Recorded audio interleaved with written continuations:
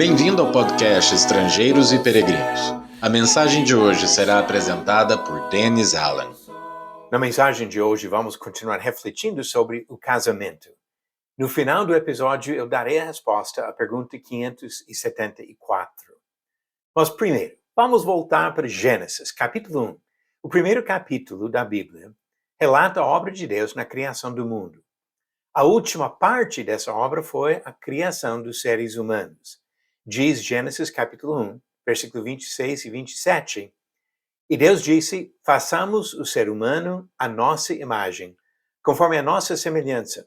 Tenha ele domínio sobre os peixes do mar, sobre as aves dos céus, sobre os animais domésticos, sobre toda a terra, e sobre todos os animais que rastejam pela terra. Assim Deus criou o ser humano, à sua imagem. A imagem de Deus o criou, homem e mulher os criou. No segundo capítulo, ele explica com mais detalhes a origem dos seres humanos, revelando que criou um homem, Adão, e uma mulher, Eva. Quando Deus terminou essa obra, ele disse, por isso o homem deixa pai e mãe e se une à sua mulher, tornando-se os dois uma só carne. Gênesis 2, versículo 24. O casamento, definido por Deus, une um homem e uma mulher. Milhares de anos depois, Jesus Cristo veio ao mundo. Ele ensinou com a autoridade divina e corrigiu muitas distorções doutrinárias e práticas. Quando líderes religiosos lhe perguntaram sobre o divórcio, Jesus baseou sua resposta no mesmo relato da criação.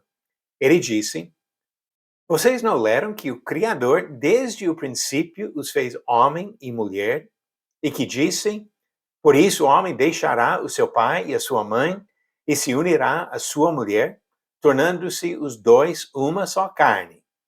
De modo que já não são mais dois, porém uma só carne. Portanto, que ninguém separe o que Deus ajuntou. Mateus 19, do versículo 4 a 6.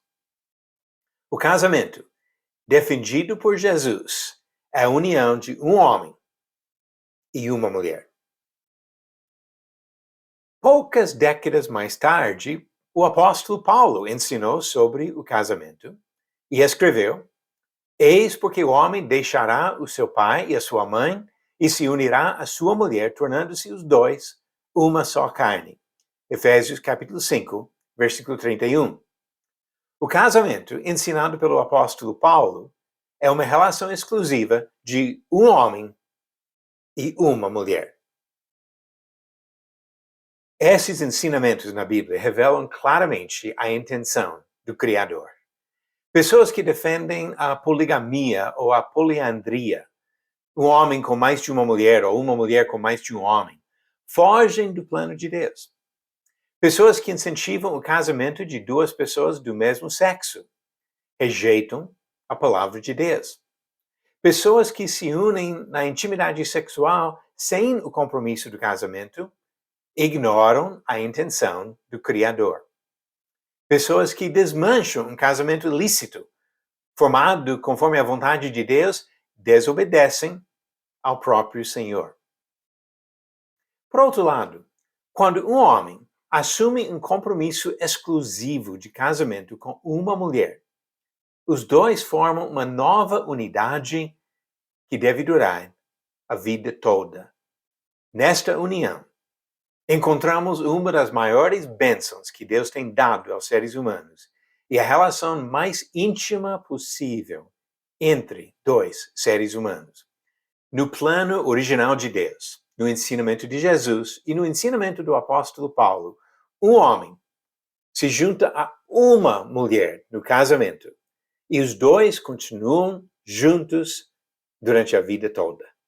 E assim, Deus projetou o casamento como uma grande bênção para os seres humanos. Agora, a resposta que eu prometi para a pergunta 574.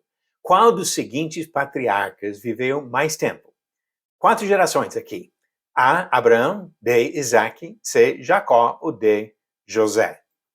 Conforme as informações que temos, nos registros do livro de Gênesis, quem viveu mais tempo foi Isaac. Abraão viveu 175 anos, Isaac 180.